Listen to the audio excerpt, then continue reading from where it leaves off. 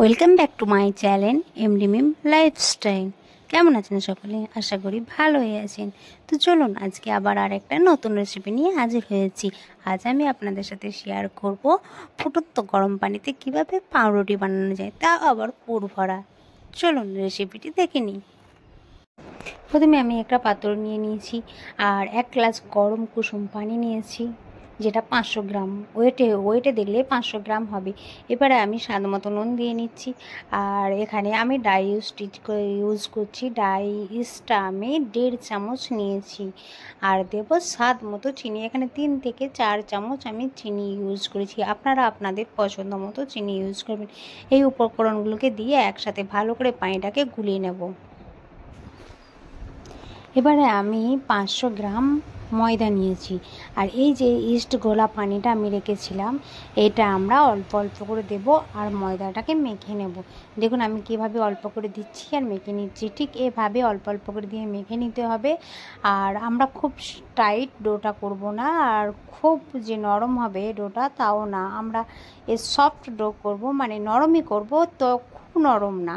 দেখুন ডোটা দেখলে আপনারা বুঝতে পারবেন আমি ডোটা কীরকমভাবে রেডি করেছি। দেখুন এই ডোটা রেডি হয়ে গিয়েছে। এবার আমরা এই ডোটাকে 30 মিনিট মানে 30 মিনিট আমরা রেস্টে রাখবো। দেখুন আমি ডোটার উপর দিয়ে হালকা করে একটু সাদা তেল দিয়ে একবার দুবার নেড়ে নিচ্ছি। নিয়ে ভালো করে এই ডোটাকে ঢাকা দিয়ে আমি 30 মিনিট রেখে দেবো। 30 মিনিট পরে আমরা লেচি কেটে নেব। দেখুন এদিকে আমি গ্যাস অন করে একটা কড়াই বসিয়ে দিয়েছি গরম হওয়ার জন্য, কারণ আমাদেরকে যে পাউরুটির ভিতরে পুরটা দেবো সেই পুরটা রেডি করতে হবে।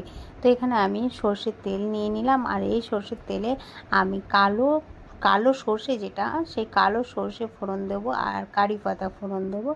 দিয়ে আমরা একটা আলুর পুর বানাবো। আমি আগে থেকে আলুটাকে সিদ্ধ করে রেখেছি, আলু সিদ্ধটা আর দেখালাম না। তো দেখুন এখানে আমি কারি পাতা দিয়ে নিয়েছি। এরপরে আমাদের যে গুঁড়ো মশলা হয়, লঙ্কা গুঁড়ো, হলুদ গুঁড়ো, জিরে গুঁড়ো, ধনে গুঁড়ো, এই 4টে মশলা আমি অল্প অল্প করে দিয়ে নিয়েছি। কারণ এখানে ভিডিওটা একটু স্কিপ করে গিয়েছিলো, পুরো ভিডিওটা আপনাদেরকে দিতে পারিনি, তার কারণ আমি আপনাদেরকে বলে দিলাম।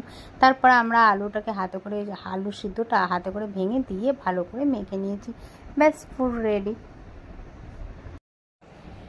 পুরটা যখন ভাজা ভাজা হয়ে যাবে তখন আমি 2-3টে কাঁচা লঙ্কাকে ছোট ছোট করে কুচিয়ে দেবো। ডাইরেক্ট আমি দেখুন কাঁচি দিয়ে কুচিয়ে নিচ্ছি। আর আমরা এখানে ধনে পাতাকে কুচিয়ে দেবো ওপর থেকে।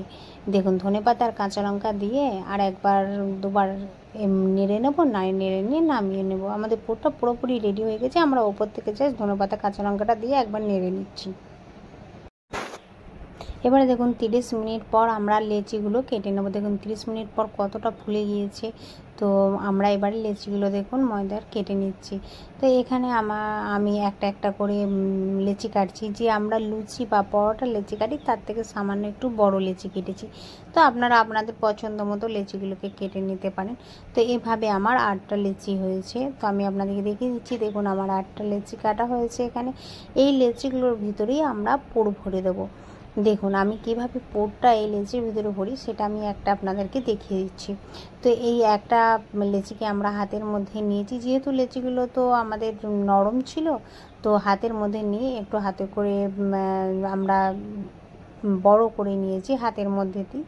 এর ভিতরে এবার আমরা পুরটা দিয়ে দেখুন মুখটাকে এঁটে নেবো। দেখুন পুরটাকে মিডিলে দিয়ে নেবো। নিয়ে এপাশ থেকে ওপাশ করে আমরা পুরো ময়দার যে লেচিটা আছে, দেখুন লেচিটাকে আমরা এপাশ থেকে ওপাশ করে পুরোটাকে রেডি করে নেবো। যেভাবে আমরা আলুর পরোটার ভিতরে পুর ভরি বা অন্য কিছুতেও পুর ভরি, তো সেভাবেই আমরা পুরগুলোকে ভরে ভালো করে একটা গোল শেপ করে রেখে দেবো। তো এভাবে আমি প্রত্যেকটা লেচিতে পুর ভরে নিচ্ছি। এবারে দেখুন আমরা গ্যাসটা অন করে একটা কড়াইতে পানি বসিয়ে দিয়েছি। তো এই পানিটা আমরা ফুটতে দেব। আমরা যেহেতু ফুটন্ত পানিতে পাউরুটি তৈরি করব, তো এই পানিটা ফুটে গেলে আমরা যে পাউরুটিগুলো পুর ভরে রেডি করেছি সেগুলো এই পানিটাই আমরা দিয়ে দেবো। দেখুন আমার পানিটা ফুটেই এসেছে। তো আমরা একটা একটা করে পাউরুটি দিয়ে দিলাম। দেখুন আমি একটা পাউরুটি দিয়ে দিলাম। তো এগুলো দেখবেন অটোমেটিক নিচে থেকে ছেড়ে উঠে আসবে। আর হ্যাঁ, এই পাউরুটিগুলো কিন্তু একটু সময় লাগবে রেডি হতে। যেহেতু রুটি পরোটা লেচির থেকেও একটু বড় আছে, তো টাইম তো লাগবেই।